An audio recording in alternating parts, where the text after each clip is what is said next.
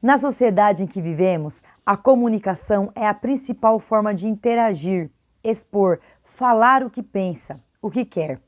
Porém, boa parte dos conflitos que temos com outras pessoas podem ser causados mais pela forma como expomos nossas ideias do que propriamente pelas diferenças de opinião. No vídeo de hoje, vamos falar a respeito da comunicação não violenta. Você sabe o que isso significa? E qual a melhor forma de utilizá-la na sala de aula? Fique comigo até o final desse vídeo que eu vou contar tudo para vocês.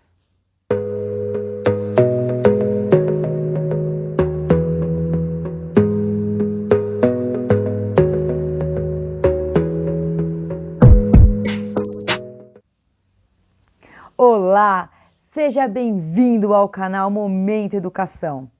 Hoje eu estou um pouco rouca, mas estou aqui para mostrar um novo conteúdo. Sou a professora Darlene, mas antes de dar início, já peço que se inscrevam no canal, deixem o like e compartilhem esse vídeo com mais educadores. Quero iniciar o vídeo de hoje, o tema, com uma frase dita por Riobaldo, que é um personagem do livro Grande Sertão Veredas, obra de Guimarães Rosa. Amigo, para mim, é assim, uma pessoa que a gente gosta de conversar de igual para igual, desarmado. Parando para analisar essa frase, o que podemos entender por falar desarmado? Para que vocês entendam, vou explicar com uma história. Era uma vez dois irmãos que não se entendiam, brigavam por tudo sempre. Essa atitude era visível para qualquer pessoa que os observassem, pois eles apenas se julgavam, nunca se respeitavam. Até que um dia brigaram muito pesado, feio mesmo, mas tudo isso por falta de comunicação.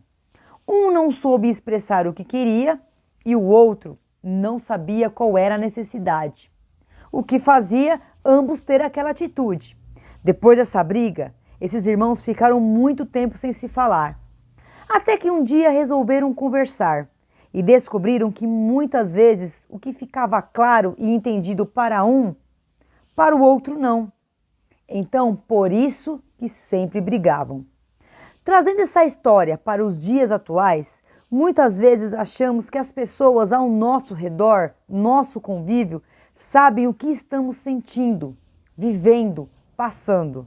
Mas na prática, não é assim. Precisamos falar e entender nossos sentimentos e a necessidade do próximo. Trazendo essa realidade para a sala de aula, imagine aquela aula top.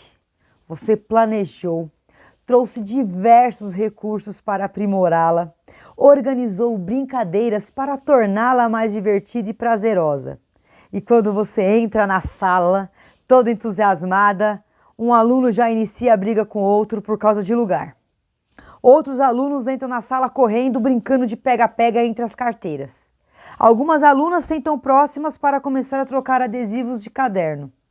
Nesse momento, você entra em desespero. Para e se pergunta, o que eu faço agora? Esses alunos não me respeitam, estão quebrando todas as regras da sala, da escola, do universo. Eu não vou conseguir dar a aula. Ai, infelizmente, tudo o que planejei não vou conseguir passar para eles, pois vou ter que parar para organizá-los, dar bronca. E a minha aula, que era lúdica, agora vai ser uma aula só de conversação. Falando no modo pejorativo, você toma um banho de água fria. Qual lição nós, educadores, tiramos desse exemplo? Que é algo provável de vir a acontecer ou até que já aconteceu com algum professor. Primeiro, temos que ter em mente que os alunos não têm a mesma expectativa que a nossa, o que gera prejuízo para ambos. Para o professor que perdeu seu entusiasmo e às vezes não se imagina planejando uma super aula, pois nunca vai dar certo, e aos alunos que vão perder essa super aula e vão continuar diariamente da forma tradicional de ter as aulas, aquela aula arroz com feijão. Todas essas frustrações são sinais de uma má comunicação, pois para resolver a situação do exemplo, provavelmente você vai gritar, dependendo do aluno, vai te faltar com respeito através de xingamentos, ou tem aqueles que ficarão assustados com aquele cenário de bagunça e vão iniciar uma crise de choro. Pronto, agora sim o caos da sua aula foi instaurado. Bom, então, com o exemplo da história dos irmãos e da sala de aula, eu quero apresentar uma ferramenta que vai ajudar muito você, educador, a se comunicar nas suas aulas. A CNV, isso mesmo, é uma sigla, Comunicação Não Violenta. Este é um método comunicativo desenvolvido pelo psicólogo norte-americano Marshall Rosenberg. Ele substitui nossos padrões velhos de defesa, recuo ou ataque diante de julgamentos e críticas, a partir de uma longa experiência prática como mediador de conflitos. Desse modo, cada pessoa que esteja disposta a tentar haver uma forma de comunicação pode promover mudanças ao seu redor, através de atos de acolhimento das necessidades do outro, da percepção de que ele está comunicando através da agressividade, do cinismo e até da indiferença. Ninguém gosta de estar em constante atrito com os outros, principalmente nossos alunos que estão juntos comigo, com você diariamente. Educador, se você passa por essa dificuldade, seja de forma esporádica ou quase diária, antes de pedir as contas da escola ou trocar de turma, que o problema uma hora ou outra vai aparecer novamente, utilize 4 componentes básicos que guiam a CNV: observação, sentimento, necessidade e pedido. Iniciando com a observação, as observações são isentas de qualquer tipo de julgamento e devem ser as mais precisas possíveis, ou seja, deve-se evitar generalizações estáticas, transformando algo momentâneo em uma característica física. E como é isso na prática? Vamos a um exemplo. Tiago é um aluno problemático. Nesse caso, deveria ser substituído por Tiago às vezes tem um comportamento agressivo e isso pode causar problemas. Então, em vez de você colocar aquele adjetivo fixo, você colocar aquela frase que há uma solução. Entrando na parte de sentimento, precisamos falar como nos sentimos e isso pode ser mais complicado do que parece. Na verdade, nós não estamos acostumados a expressar nossos sentimentos de maneira clara por diversos motivos, seja por medo da exposição ou até por qualquer outro. Para entendermos melhor a afirmação acima, vamos a um exemplo prático. Joãozinho diz que não quer participar da aula de educação física, porque sempre não, ele se sente um mau jogador. Mas qual é o sentimento nessa frase? Mau jogador. Certamente não é um sentimento. O que ele sente na verdade? O que será que o faz se sentir triste? O que faz ele se sentir desapontado, frustrado, excluído? Distinguir com clareza o que sentimos é essencial para a comunicação não violenta. E você vai ajudar o seu aluno nessa dificuldade, através do sentimento. Temos também a necessidade.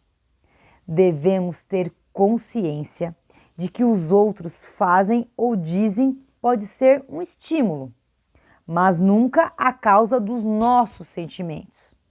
Os nossos sentimentos são resultados de como recebemos as ações alheias. Para isso, a CNV propõe que escutemos os nossos próprios sentimentos e necessidades, ou os sentimentos e necessidades dos outros. Quais são os desejos, expectativas, esperanças e necessidades que não foram atendidos, mas a pessoa necessita que seja. A partir do momento em que as pessoas começam a identificar e conversar sobre o que de fato precisam, de forma clara e desassociada de culpa e julgamento, é mais provável que comecem a trabalhar em maneira de solucionar problemas e atender suas necessidades. Como forma de pedido. Após identificarmos uma necessidade, nós podemos realizar um pedido que enriqueça nossas vidas. Um pedido não pode ser confundido com uma exigência. Por exemplo, quando dizemos, nós ficamos tristes porque você tira notas ruins na escola. Como seria possível transformar essa necessidade em um pedido claro? Que tal? Nós reparamos que suas notas na escola não estão muito boas. Você poderia nos dizer se existe algum problema que está afetando o seu desempenho escolar? Olha só como soa melhor, como soa mais prazeroso até para quem vai ouvir isso. Então é dessa maneira, é usando esses 4 pilares que nós vamos conseguir essa comunicação não violenta. Agora, que aprendemos como agir de acordo com a CNV, temos que tomar cuidado e não agirmos errado. Como, por exemplo, nós podemos sim agir de forma errada se a gente não se atentar. Por mais que o uso da CVC nos leve a compreender os outros, é importante não confundir com a permissividade. É importante intervirmos em situações de conflito ou de comportamento perturbador. Em um ambiente escolar, com práticas como bullying, por vezes até mesmo onde agressões físicas ocorrem, a intervenção, é ainda mais importante.